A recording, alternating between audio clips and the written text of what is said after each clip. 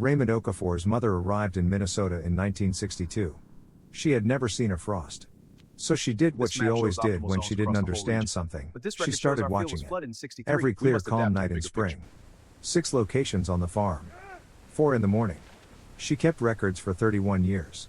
Raymond kept records for 41 more.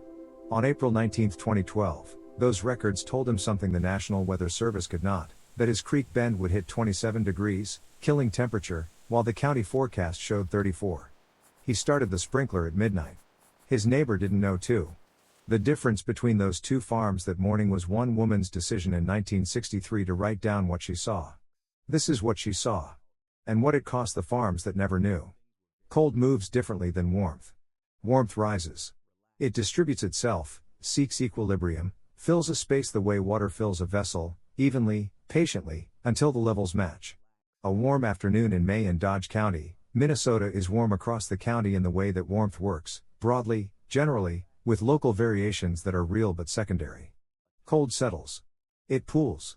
It follows the terrain the way water follows terrain, running to the low places, collecting in the hollows, finding the small depressions and the creek bends and the edges of fields where the air drains down from the higher ground and accumulates through the night hours until, at 4 in the morning, the temperature in the hollow is 6 degrees colder than the temperature in the field 100 yards uphill. Cold air drainage. That is the technical term, and it is accurate. Cold air is denser than warm air and it flows downhill under the force of gravity, pooling in the low places the way water pools in the low places, following the topographic logic of the landscape with a precision that a thermometer in one location cannot capture and that a weather service forecast for a county cannot describe. Raymond Okafor had been reading cold air drainage in Dodge County, Minnesota for 41 years.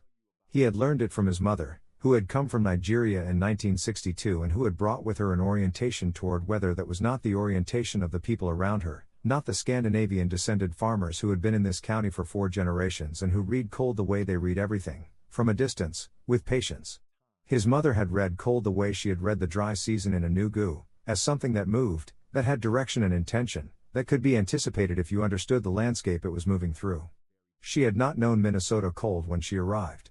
She had learned it the only way she knew how to learn a landscape, by watching it carefully, for many years, and writing down what she saw. In the spring of 2012, when a warm April convinced Dodge County's corn to emerge 2 weeks early and a late frost in the 3rd week of April threatened to end the growing season before it had properly started, Raymond Okafor ran his sprinkler system through the coldest night of the year and saved his crop and part of his neighbor's crop and demonstrated, in the specific and undeniable way that agricultural outcomes demonstrate things, that the knowledge his mother had given him was worth more than any forecast the Weather Service had issued. This is the story of what she taught him, and what she had to learn before she could teach it, and what it costs when the teaching comes too late. Raymond Okafor drove his fields in the 3rd week of March with the specific attentiveness that the unusual warmth of the month required. He was 55 years old, built in the spare way of a man who had been doing outdoor work for 4 decades, with large hands and the particular quality of movement that comes from spending a life in landscapes that require continuous attention. He was one of approximately 12 black farmers in Dodge County, Minnesota, a fact that his neighbors had long since ceased to note and that Raymond himself noted only when it was relevant, which was less often than people from outside the county assumed. He drove his 340 acres slowly, the way his mother had taught him to drive a farm, not to get from one end to the other but to be in the land while you were in it. What the land was paying attention to in March 2012 was warmth. The March had been extraordinary. Daily highs running 10 to 15 degrees above the historical average. The snowpack was gone weeks early. The corn seed catalogs had been saying since January that 2012 was set up to be a record early planting year, an opportunity to get an extra week or 2 of growing season.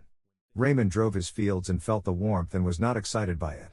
He was watching the thermometer network he had maintained since 1997, 6 thermometers at specific locations across his farm, chosen for what his mother had called the reading points, the locations where the cold air drainage patterns of this specific landscape produce their most legible signals. One on the high ground at the northeast corner. One at the edge of the depression in the center of the south field. One at the creek bend where the cold air pooled most reliably. 3 others at intermediate elevations that allowed him to track the drainage gradient. In March 2012, the thermometers were telling him that the warmth was real but that the landscape's cold air drainage patterns had not changed. The hollow in the south field was still running 4 to 5 degrees colder than the high ground on calm nights. The creek bend was still running 6 to 7 degrees colder. The drainage gradient was still there, waiting, unchanged by the unseasonable warmth above it. He did not know when the frost would come. He knew it would come, because late April frosts in Dodge County were not unusual after warm Marches. The warm air mass had a leading edge, and behind that edge was the normal cold of a Minnesota spring that had not yet finished. He had seen this before. His mother had seen it before him. He began, on the third week of March, to check his sprinkler system. Grace Okafor had come to Dodge County in 1962, 18 years old, following Emmanuel Okafor, who had come to study agricultural science at the University of Minnesota and who had stayed because the land north of Rochester was good and affordable, and because Emmanuel Okafor was a man who, when he found a good place, stayed. Grace had grown up in Enugu, in southeastern Nigeria, in a family that farmed. She had grown up reading weather the way farmers everywhere read weather, as something that the land translated into specific, local terms that required local knowledge to interpret. This was the orientation she carried across the ocean, not knowledge of Minnesota cold, which she did not have, but knowledge of how to build knowledge. The methodology of patient observation. The discipline of writing down what you see.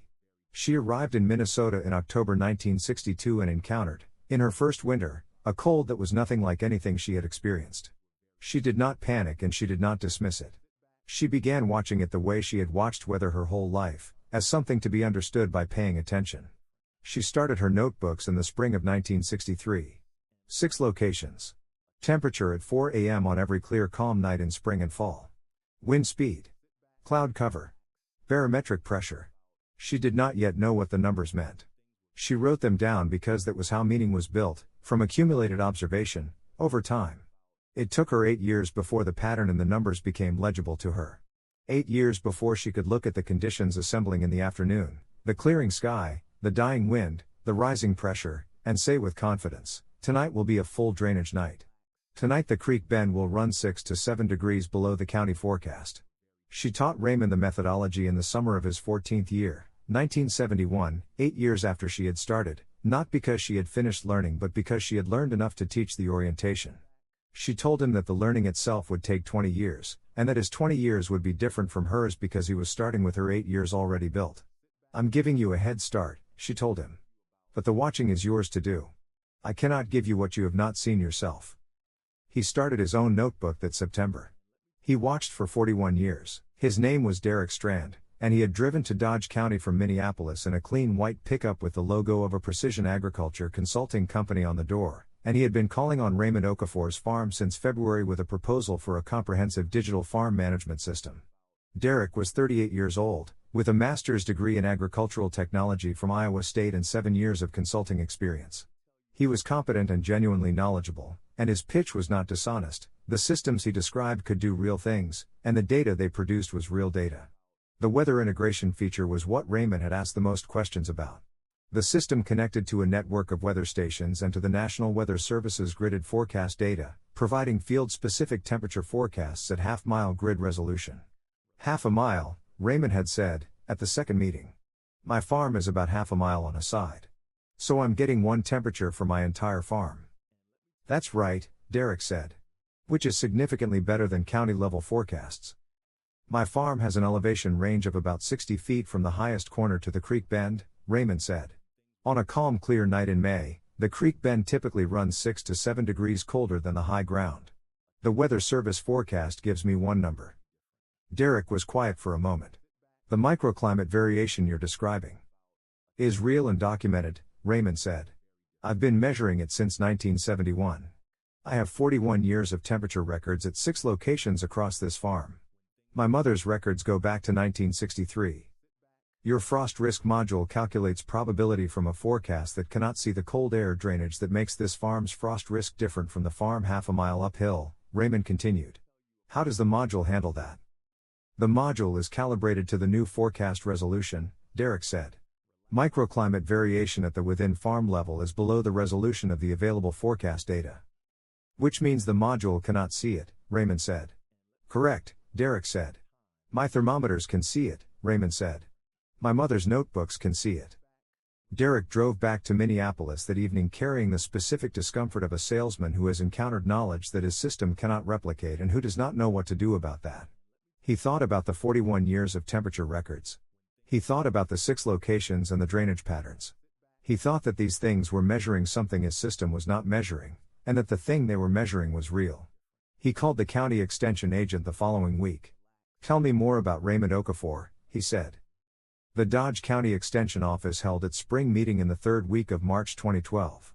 Derek Strand was one of the presenters. He gave a 30-minute presentation on precision agriculture technology, including the digital weather integration and frost risk system. Raymond Okafor was in the room. After Derek's presentation, during the question period, a farmer named Carl Peterson asked about the frost risk module's forecast for the current spring. "The system is calculating a 62% probability of a killing frost after April 10, Derek said. "Elevated above the historical norm due to the warm air mass." Raymond raised his hand. "What's the spatial resolution of that probability?" Derek recognized the question. "The new gridded forecast at half-mile resolution," he said. "So the 62% is essentially a county-level probability," Raymond said. "Not specific to locations within the county." "For the county at half-mile grid resolution," Derek confirmed. "The cold air drainage patterns in this county mean that some locations have significantly higher frost risk than the county average and some have significantly lower risk," Raymond said. "My low ground runs 6 to 7 degrees colder than the county forecast on a clear, calm night. A frost that the county forecast shows as a probability event is a certainty for my creek bend." The room had the quality of attention that comes when people are learning something they did not know. "Is that documented somewhere?" The county agronomist, a woman named Sandra Voss who had been in the position for 8 years, asked. "In 41 years of temperature records at 6 locations on my farm," Raymond said. "And in my mother's records from 1963 to 1994. 60 years of temperature data at those 6 locations." Sandra Voss wrote in her notebook. "The system Mr. Strand is presenting can't see that variation," Raymond continued. "That's an observation about what the data exists at the level of, and what decisions that data can and cannot support." Derek said, "Mr. Okafor is correct. The system uses the best available public forecast data. Within farm microclimate variation at the level he's describing is below the resolution of that data. If a farmer has 41 years of observation data at specific locations on their farm, that data contains information about frost risk that the system cannot provide." He paused. "It also contains information I'd like to understand better," he said. "If you're willing to share it, Mr. Okafor."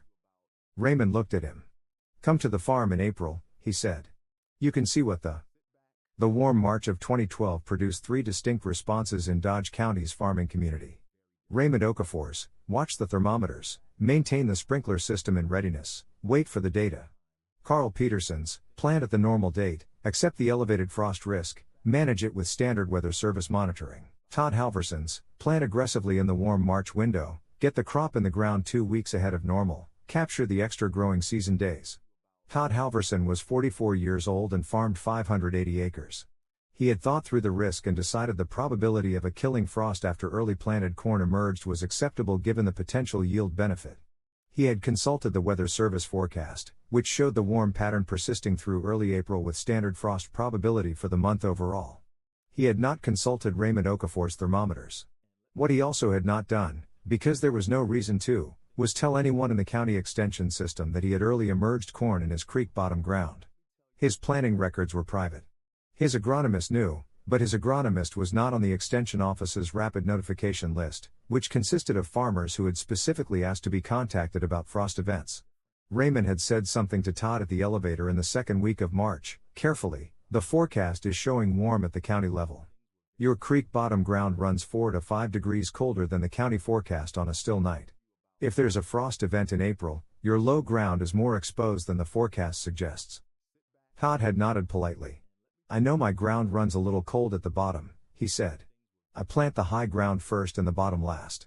Standard practice." "In a frost event at the margin of a killing frost," Raymond said, "the difference between the high ground and the bottom is the difference between a damaged crop and a dead one." "I'll watch the forecast," Todd said.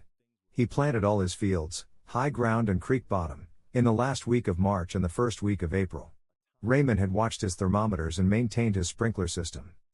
The frost came on the night of April 19th. The conditions for it had been assembling for 3 days, the warm air mass had finally begun to retreat northward, and behind its trailing edge the normal cold of a Minnesota spring was reasserting itself. The National Weather Service issued a frost advisory for Dodge County on the afternoon of April 18th, with a forecast low of 34 degrees for the county overnight. 34 degrees. 2 degrees above killing temperature for emerged corn. Raymond read the advisory at 4 p.m. on April 18 and looked at his thermometers. The thermometer at the creek bend was already running 1 degree below the thermometer at the high corner, and the wind was diminishing. The sky was clearing. The barometric pressure was rising. These were the conditions his mother had documented in her notebook as the full drainage night conditions, the nights when the creek bend ran 6 to 7 degrees below the county average rather than 3 to 4. He had seen these conditions develop 41 times in his own records and had learned to read them the way a physician reads a patient's vitals, not from any single indicator but from the combination, from the specific alignment of multiple variables that produced a recognizable signature. He called Sandra Voss at 4:30 p.m. "The advisory is showing 34 degrees, he said. "But tonight's conditions are full drainage conditions. My creek bend will probably be 6 to 7 below the county forecast. That puts it at 27 to 28 degrees. 27 to 28 degrees was killing temperature for corn. Your measurement from the thermometers?" Sandra asked. "The conditions match what I've documented as full drainage conditions in 41 years of records," Raymond said. "I'm starting my sprinkler system tonight. Should I issue a supplemental warning to farmers with emerged corn and low ground?" Sandra said. "That's your call," Raymond said. "I'm telling you what my data shows." Sandra looked at her county's planning status records. She had information on farmers who had specifically notified the Extension Office of early planting, 3 farms, including Carl Peterson, who had followed standard planting dates and whose emerged crop was at moderate risk. She did not have information about Todd Halverson's creek bottom ground because Todd had not notified the Extension Office and was not on her contact list. She called the 3 farmers on her list. She issued a supplemental advisory at 6 p.m. Supplemental advisory, Dodge County Extension. A Dodge County farmer with 41 years of local temperature observation data at 6 farm locations is reporting conditions consistent with a full cold air drainage event tonight. His data suggests temperature differentials of 6 to 7 degrees below the county new forecast in low-lying areas. Farmers with emerged corn in creek bottom and low-lying fields should consider frost protection measures tonight. She did not know about Todd Halverson's early planted creek bottom corn because Todd had not told her. The advisory went to the people she knew needed it. The people she did not know about received nothing, not because of oversight but because the information flow between farmers and the Extension Office ran only when the farmers chose to make it run. Raymond went to the machine shed and checked the sprinkler system and started it at 8 p.m. The mechanism was counterintuitive but thermodynamically sound. Water releases heat as it freezes. Ice forming on a plant surface releases enough heat to keep the plant tissue at 32 degrees even when the surrounding air is several degrees colder. A sprinkler running continuously through a frost night keeps the crop alive inside an ice shell that is warmer than the air around it. He went inside to watch the thermometers. Sandra Voss had been the Dodge County Extension agronomist for 8 years, and she was the kind of professional who understood that her responsibilities included things that her protocol did not fully describe. She had received Raymond's call at 4:30 p.m. and had looked at the new advisory, 34 degrees, localized drainage areas potentially 3 to 4 degrees colder, and had looked at her county planning records and had made a decision. She called the new office in La Crosse. The forecaster she spoke with was patient and knowledgeable. "A local farmer is projecting 6 to 7 degrees of drainage cooling tonight," she said. "His records go back 60 years at 6 locations on his farm. 6 to 7 degrees is at the high end of what we'd typically see," the forecaster said. "But it's not impossible in terrain with particularly favorable drainage development." "Can your model predict whether this specific farm's terrain produces that kind of differential?" Sandra said. "No," the forecaster said. "That would require local observation data at those specific locations." "He has 60 years of local observation data," Sandra said. "Then his data is probably a better estimate of what's going to happen at those specific locations than my model," the forecaster said. She issued the supplemental advisory and called the 3 farmers she knew had emerged corn and low ground. She did not call Todd Halverson because she did not know he had emerged corn and low ground. The county's early planning report was voluntary, and Todd had not filed one. This was the gap, not in Sandra's attention but in the information system's design. The system assumed that the Extension Office knew which farmers had emerged crops in vulnerable locations. It had no mechanism for gathering that information except voluntary reporting, and most farmers did not think to report to the Extension Office when they planted a field. After she issued the advisory, Sandra made a note in her professional log, "Advisory issued based on local observation data."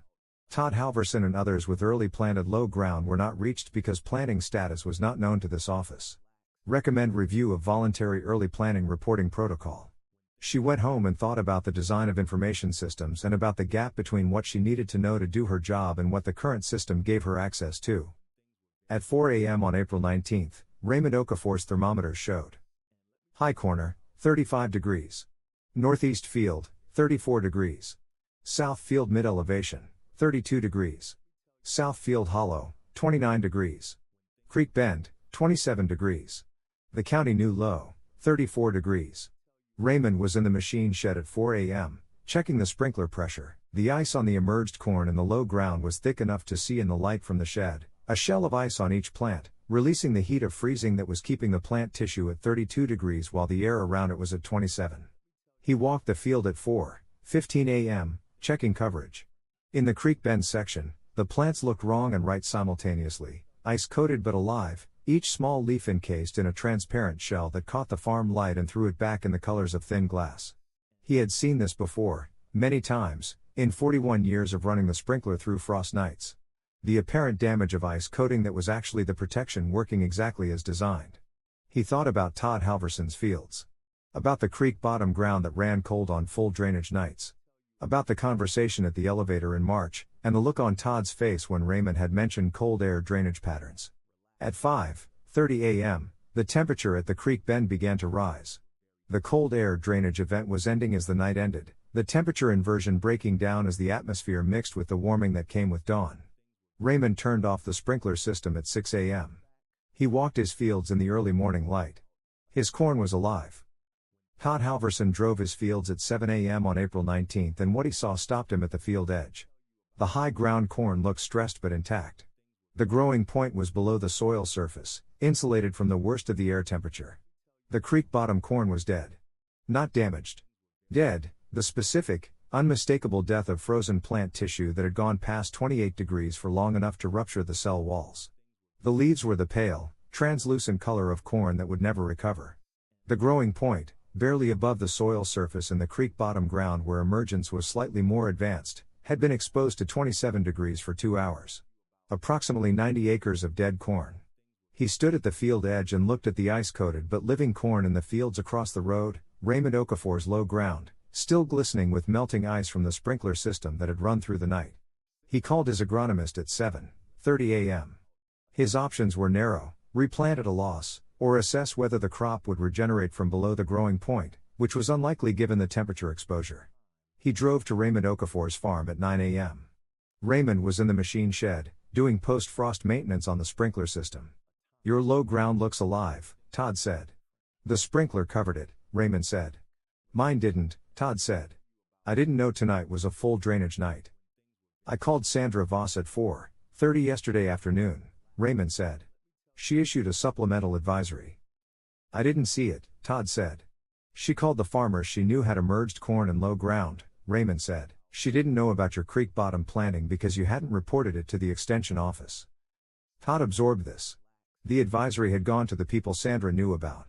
He had not been on the list. Not because anyone had failed, but because the information system depended on farmers choosing to report, and he had not reported. "How did you know?" Todd said. 60 years of temperature records at 6 locations, Raymond said. "My mother's from 1963. Mine from 1971. And last night's conditions match the pattern in the records," Todd said. "Last night's conditions match the pattern I call a full drainage night," Raymond said. "When I see those conditions assembling, I start the sprinkler. I've started it 11 times in 41 years. The crop has survived all 11. "What if you're wrong?" Todd said. "If I'm wrong, I've run the sprinkler on a night that didn't need it," Raymond said. "The water bill is real. The saved crop is also real." Todd looked at him. "Can I see the records?" he said. "Come inside," Raymond said. "I'll make coffee." They sat at Raymond's kitchen table for 2 hours, Raymond and Todd Halverson and Derek Strand, who had arrived at the farm at 10 a.m. because Sandra Voss had called him that morning and told him what had happened overnight. Raymond brought the notebooks from the shelf, his mother's, from 1963 to 1994, in her careful handwriting, and his own, from 1971 forward, in a more compressed hand developed over 40 years of writing in cold pre-dawn conditions. The notebooks documented, at 6 locations across the farm, the temperature at 4 a.m. on every clear calm night in the spring and fall growing seasons. Each entry included temperature at each location, wind speed, cloud cover, barometric pressure, and Raymond's notation of the drainage condition, partial, full, or incomplete. Over 60 years, 847 documented cold air drainage events. Of these, 312 were full drainage events, the nights when the creek bend ran 6 to 7 degrees below the county forecast. Of the 312 full drainage events, 11 had occurred when emerged crops were at risk of frost damage. In all 11, the sprinkler had run. In all 11, the crop had survived. 11 events in 60 years, Derek said. You've run the sprinkler 11 times. And not run it on hundreds of nights when the pattern didn't warrant it, Raymond said. The pattern recognition is what allows me to distinguish the 11 from the hundreds. The pattern recognition is in these records, Derek said. The pattern recognition is in me, Raymond said. The records are what built it. The records show me what I've seen. I carry what they mean. Can the pattern be formalized? Derek said. Turned into an algorithm? Raymond thought carefully. Parts of it, he said. The conditions I watch, wind speed below 2 miles per hour, cloud cover below 20%, pressure rising above a threshold I've identified from the records, those could be automated. But the sensor would need to be calibrated to this farm. To these 6 locations. To the specific topography that produces this drainage pattern. Farm-specific calibration, Derek said. The principle is general, Raymond said. The numbers are local. And the local numbers required 60 years to build. Sandra Voss had arrived at 10:30 and was reading Grace's notebooks with the attention of someone recognizing that she is looking at something that changes how she needs to think about her work. The supplemental advisory I issued last night, she said. It was outside my standard protocol. I'll be asked whether it was appropriate. Was it correct? Raymond said. It was correct, Sandra said. The question is whether correct is sufficient justification for outside protocol action. The advisory was correct, timely, and prevented losses on the farms that received it, Raymond said. The farms that didn't receive it lost crops not because the advisory was wrong but because those farmers weren't in the information system that the advisory depended on. Both problems need to be addressed, Sandra said. Yes, Raymond said. Derek Strand drove back to Minneapolis that evening and spent the following week thinking about what he had seen. 11 frost events in 60 years. 11 times the sprinkler had run. 11 crops that had survived. 847 documented cold air drainage events and the pattern recognition that distinguished the 11 critical ones from the rest. He called Raymond on the following Friday. I want to install a sensor network on your farm, Derek said. 6 sensors at your 6 locations, connected to a data logger. The sensors would build a real-time dataset calibrated to the patterns in your 60-year record. What would you do with the data? Raymond said. Initially, validate it against your records, Derek said. Confirm the sensor readings match the patterns your notebooks document. Then build a frost risk alert system calibrated to your specific farm. The calibration is farm-specific, Raymond said.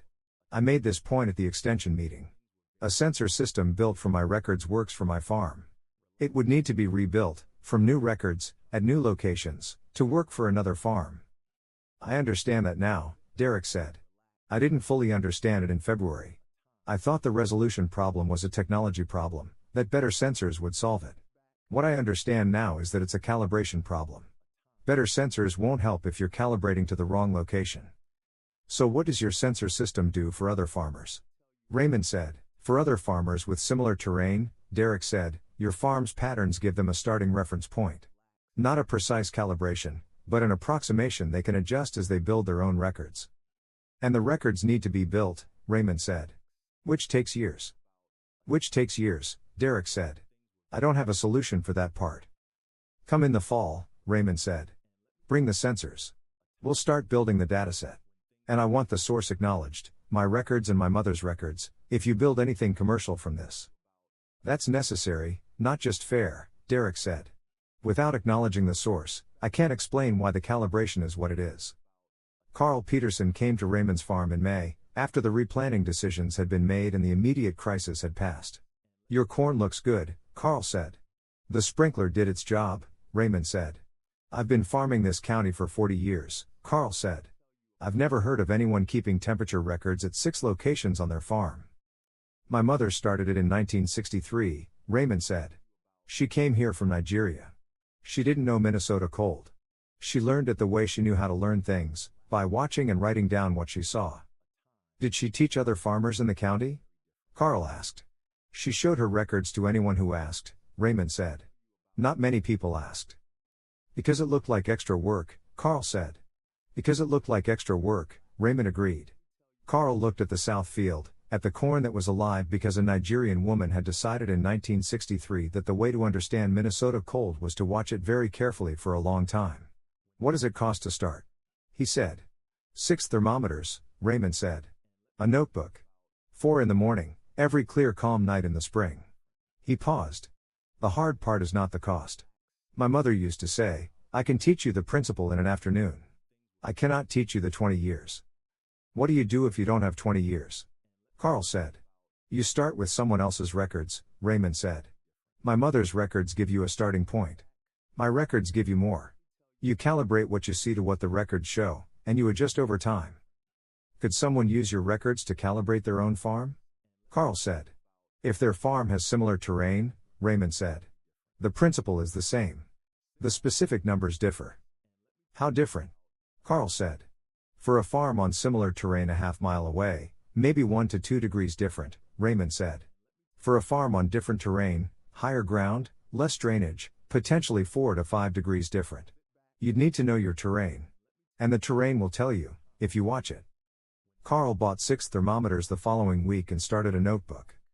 Raymond Okafor's mother, Grace, had died in 1994, 18 years before the April frost. She had kept her temperature notebooks until the year she died. The last entry dated October 15, 1994, a fall frost event, recorded in the same careful hand she had used since 1963. 31 years of records, maintained with the consistency of someone who understood that the value of a record was in its continuity, that a gap was a gap in understanding, that the pattern only became legible when the documentation was complete. She had given the notebooks to Raymond explicitly, with a conversation about what they were and what they required. These records have value only if they continue, she told him. I have built 31 years of understanding of this landscape. You have 23 years of your own. Together, they tell something that neither alone tells. She looked at the notebooks on the kitchen table between them. Keep your records. Add mine to them. What if I stop? Raymond said. Then the record stops, she said. And the part of the understanding that requires continuity stops with it. Someone could start again, from the beginning, but they would need 20 years to build what I built in the first 20 years. I won't stop, Raymond said. I know you won't, she said. I'm not asking for a promise. I'm telling you what the records are and what they require. He had kept the records for 18 years after she died. In May 2012, after the frost and the conversations with Todd and Carl and Derek and Sandra, Raymond sat at his kitchen table with the notebooks and did a calculation he had not done before. In the 41 years he had kept records, there had been 11 full drainage frost events on nights when emerged crops were at risk. He estimated the value of the saved crop at each event. The total, across 41 years, approximately $340,000 in crops that would have been lost without the sprinkler system that the records had taught him when to run. The cost of keeping the records, 6 thermometers, replaced twice. A notebook per year. The 4 a.m. wake-ups. The time. Approximately $2, $400 over 41 years. He showed the calculation to his wife, Adeze, who ran the farm's financial records. Adeze looked at the numbers for a long time. The value isn't in the records themselves, she said. The value is in what the records built. The pattern recognition, Raymond said. Which your mother built and taught you, Adeze said. The records are the evidence of the attention paid. The attention is what created the value. She wrote a note at the bottom of Raymond's calculation. This is the arithmetic of attention paid over time. The attention was hers first. The continuation was yours. Todd Halverson replanted his creek bottom ground in the first week of May, at a cost of approximately $34,000 in the machine shed in the evenings of May 2012, doing maintenance on equipment that had already run twice through fields that needed to be planted twice. He thought about Raymond Okafor's thermometers. He bought 6 thermometers in the second week of May, digital, with minimum temperature logging. He placed them at 6 locations on his farm based on his reading of the terrain. He called Raymond. I bought thermometers, he said. I don't know if I placed them right. Drive your farm with me, Raymond said. They drove Todd Halverson's 580 acres on a Saturday morning, and Raymond pointed to the terrain features that mattered for cold air drainage, the ridge lines, the drainage ways, the specific positions where cold air would pool most reliably. Your creek bottom low point is approximately correct, Raymond said, pointing to where Todd had placed one thermometer. But the pool is not centered there. It's here. He pointed to a location 20 yards upstream where a slight constriction in the valley created a pocket, where the drainage way narrows and the cold air slows before it continues. Todd moved the thermometer. Your high corner is approximately right, Raymond said. But you want the reference point where the cold air drainage begins, not necessarily your highest acreage. You want to know where the cold air starts pooling. They adjusted 4 of the 6 thermometer locations. When will I know if I place them right? Todd said. Next clear calm night, Raymond said. Check them at 4 a.m. If the creek bottom location is running significantly colder than the high corner, you're reading the drainage. How long until the records tell me something useful? Todd said. Useful for understanding your farm? Raymond said. 3 to 5 years. Useful for making decisions like the one I made on April 18th? 15 to 20 years. I don't have 15 years before the next frost event, Todd said. No, Raymond said. But you can use my records as a starting point. If my full drainage conditions are developing, your farm will probably be developing similar conditions, within the calibration difference between your terrain and mine. How different is the calibration? Your creek bottom runs about 1 degree warmer than my creek bend in similar conditions, Raymond said. Based on what I can read from your terrain. That's a guess until you have data. That's why you need your own records, to know the specific number for your specific location. Todd wrote this in the notebook he had started. The supplemental advisory Sandra Voss had issued on the evening of April 18 became the subject of a review at the District Extension Office in Rochester in May. The review was procedural, not punitive, but the district director needed to understand whether what Sandra had done was within her authority and whether it should be formalized. Sandra attended with Raymond's notebooks. The district director was a careful man named Howard Bliss, 60 years old, 34 years in the Extension Service. He read through selected pages of the notebooks. He looked at the records from the previous full drainage events. He looked at the entries from April 18-19, 2012. The accuracy of the advisory was based entirely on Mr. Okafor's assessment, he said. Yes, Sandra said. Which was based on 60 years of private observation records, validated by 11 correctly predicted frost events. The Extension Service doesn't have a protocol for incorporating private observation records into its advisories, Howard said. No, Sandra said. Why not? Howard said. Sandra was quiet for a moment. The assumption has been that official data is the appropriate basis for extension advisories. Private observation records are variable in quality and not subject to external validation. Mr. Okafor's records have been externally validated, Howard said. By 11 correctly predicted frost events in 41 years. That's a validation rate of 100%. Yes, Sandra said. I also want to address something else, Howard said. The farms that weren't reached by the advisory, like Todd Halverson's operation. His planning status wasn't known to the Extension Office because voluntary reporting is the only mechanism for gathering that information. I noted that in my log, Sandra said. The advisory was correct and timely for the farmers we knew about. The gap was in what we knew. 2 separate problems, Howard said. First, what do we do when a farmer has private observation data that's more accurate than our official forecast for their specific location? Second, how do we know which farms are at risk during a frost event? He proposed 2 things, an informal protocol allowing extension agents to issue supplemental advisories based on documented private observation records, with appropriate attribution and caveats. And a voluntary early planning registry, a simple system by which farmers could notify the Extension Office of early planning in frost-sensitive locations, so the contact list for frost advisories would be more complete. These don't solve the fundamental problem, Howard said. The fundamental problem is that the most accurate information about specific farms lives in private records that we can't see unless the farmers show us. That's Raymond Okafor's mother's problem, Sandra said. Howard looked at her. What do you mean? She built 60 years of observation records on one farm, Sandra said. The knowledge is specific to that farm. It can guide neighboring farms as a starting point, but it can't substitute for the records those farms need to build themselves. The knowledge has to be built, farm by farm, and it takes time. How much time? Howard said. She said 20 years, Sandra said. For this specific landscape, starting from no prior observation data, Howard Bliss looked at the notebooks one more time. The Extension Service's job, in theory, is to accelerate the accumulation of useful agricultural knowledge, he said. We do that through research and demonstration and communication. We have never thought about doing it by helping farmers build their own observation records. Should we? Sandra said. I think we should try, Howard said. Adeze Okafor had married Raymond in 1987, coming from Anambra State to Minnesota to follow a man who had described this farm in terms that made it sound like a place she could imagine living. It had taken her 15 years to imagine it fully. She had come with her own knowledge, not of cold air drainage but of the agricultural rhythms of a different landscape. In the first 15 years she had been absorbing a new environment, learning it through daily contact in the way that her mother-in-law had learned Minnesota cold, through patient observation, without the shortcut of prior knowledge. She had taken over the farm's financial records in 1995, the year after Grace died, and had maintained them with the same care that Grace had maintained the temperature notebooks, the systematic attention of someone who understood that the value of a record was in its continuity and its specificity. In May 2012, she sat with the financial records and the temperature notebooks and thought about what she was looking at. Two kinds of record keeping. The financial records showed the farm's economic history, inputs and outputs, costs and revenues. The temperature notebooks showed the farm's ecological history, the cold air drainage events and the frost protection decisions and the crops that had survived because the pattern recognition the records had built had told Raymond when to act.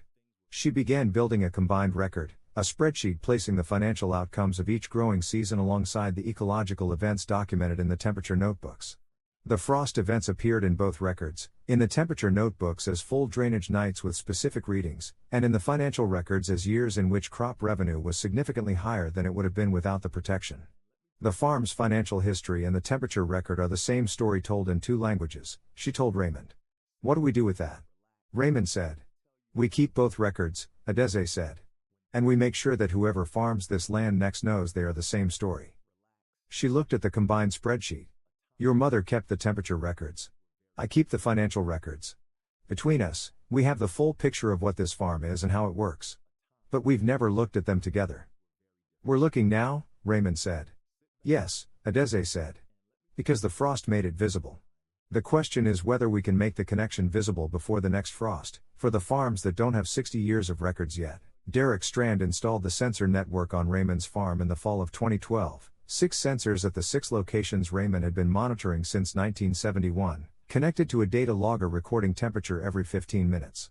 The sensors were calibrated against Raymond's thermometers over the first winter, confirming that the digital sensors read the same temperatures to within a half degree.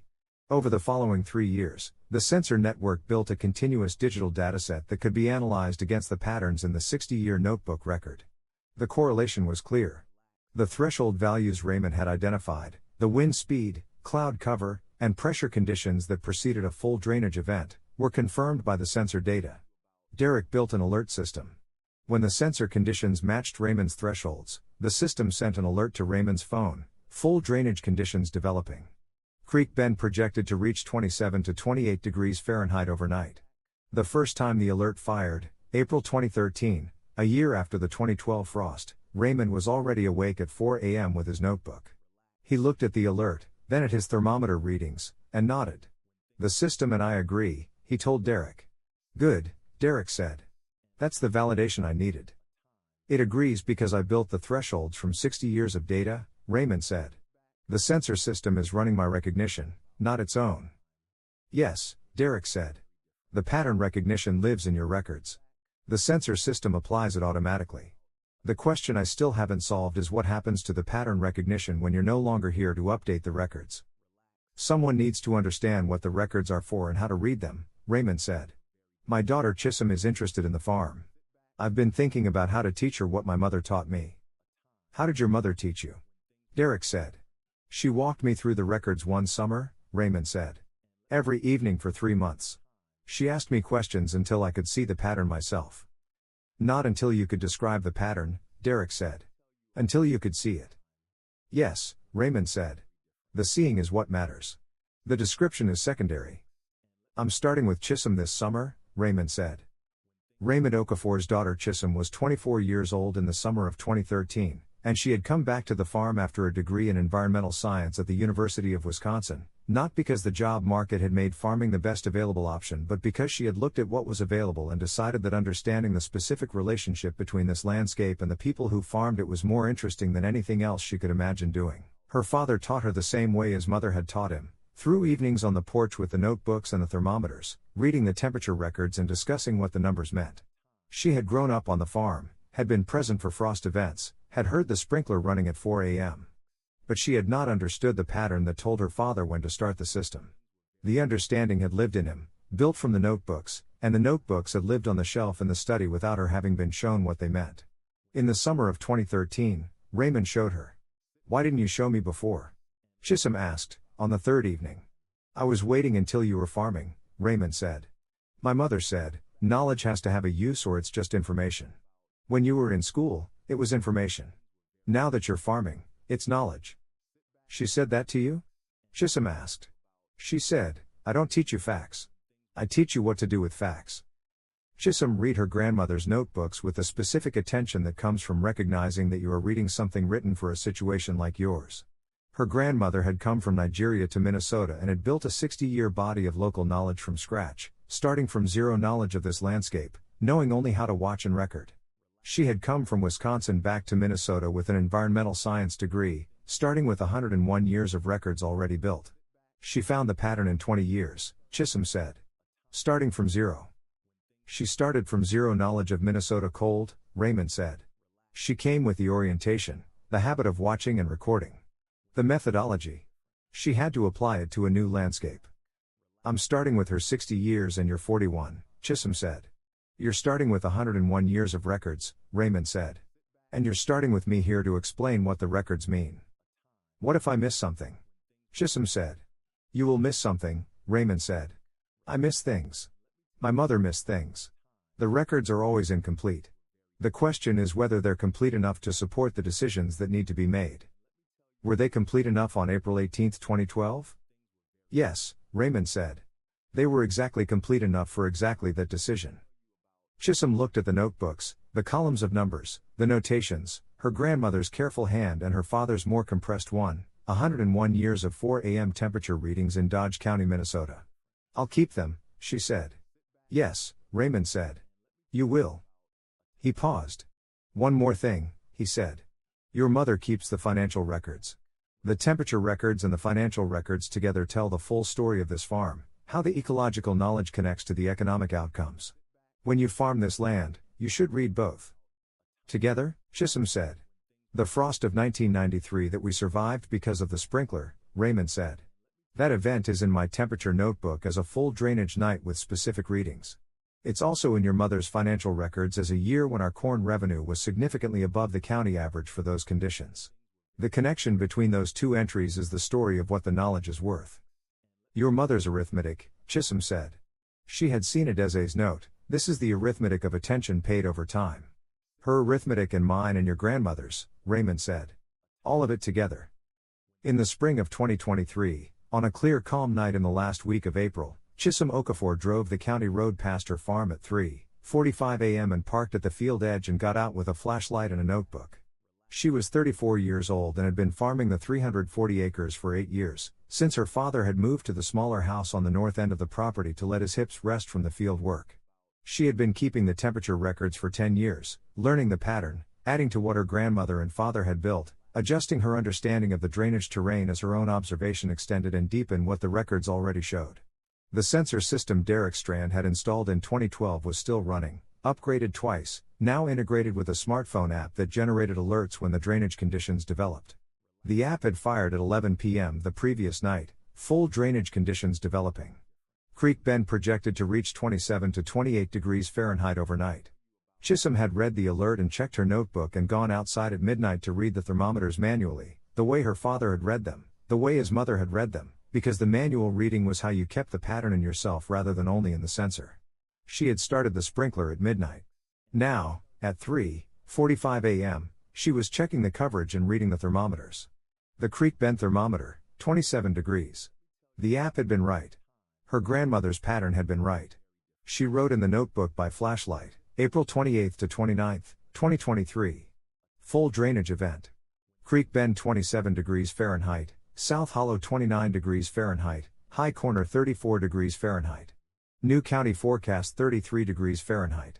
Differential, 7 degrees at Creek Bend. Sprinkler started midnight, 3 hours ahead of minimum. Crop condition, good. Ice coverage complete.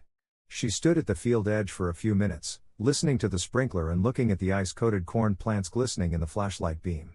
She thought about her grandmother, who had come from Nigeria in 1962 and had stood in a Minnesota April for the first time and had decided that the way to understand this cold was to watch it carefully and write down what she saw.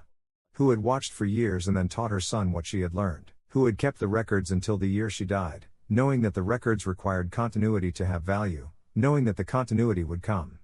She thought about her father, who had kept the records for 52 years and who had started her own keeping in the summer she was 23. Who was asleep in the small house at the north end of the property, who had called her at 10 p.m. when the app alert came to ask whether she had seen it. "I saw it," she had said. "I've started the sprinkler." "Good," he had said. "The creek bend is reading 28 already," she had said. "It's going to be a 27-degree night." "Yes," he had said. "That's what the conditions are telling you." She wrote one more line in the notebook before she went back to the truck, 111 years of records. The pattern holds. She drove back to the farmhouse in the dark, past the sprinkler's arc and the ice-coated plants and the land that had been her grandmother's project and her father's continuation and now her own, with the cold settling into the low places where cold had always settled, following the same terrain it had always followed, pooling in the creek bend the way water pooled in the creek bend, patient and indifferent and entirely legible to the person who had learned to read it. The cold did not know it was being read. That was the farmer's advantage. Cold air drainage is a real and well-documented meteorological phenomenon. The temperature differentials it produces can be significant. 6 to 7 degrees Celsius between ridge tops and valley bottoms is within the documented range for well-developed drainage events in topographically varied terrain. Cold air drainage is a recognized factor in frost risk assessment in viticulture and orchards, though it receives less systematic attention in row crop agriculture. The National Weather Service's gridded forecast data provides temperature forecasts at a half-mile spatial resolution. Within farm microclimate variation at the scale described in this novel is below the resolution of public forecast data and can only be captured by local observation networks. Frost protection using overhead irrigation is a real and established practice. The mechanism by which ice formation releases heat and keeps plant tissue at 32 degrees Fahrenheit during a frost event is thermodynamically accurate. The practice of long-term local temperature observation at multiple farm locations, for the purpose of understanding farm-specific cold air drainage patterns, is not common in row crop agriculture, though it has analogues in viticulture and specialty crop production. Grace Okafor's experience of coming from a different agricultural climate and building local knowledge through systematic observation reflects a real pattern. That methodological knowledge transfers across climates even when specific knowledge does not. Raymond Okafor, Grace Okafor, Adeze Okafor, Chisholm Okafor, Derek Strand, Sandra Voss, Carl Peterson, Todd Halverson, and Howard Bliss are fictional. Dodge County, Minnesota is real. Adeze's calculation is fictional. The arithmetic it represents is not.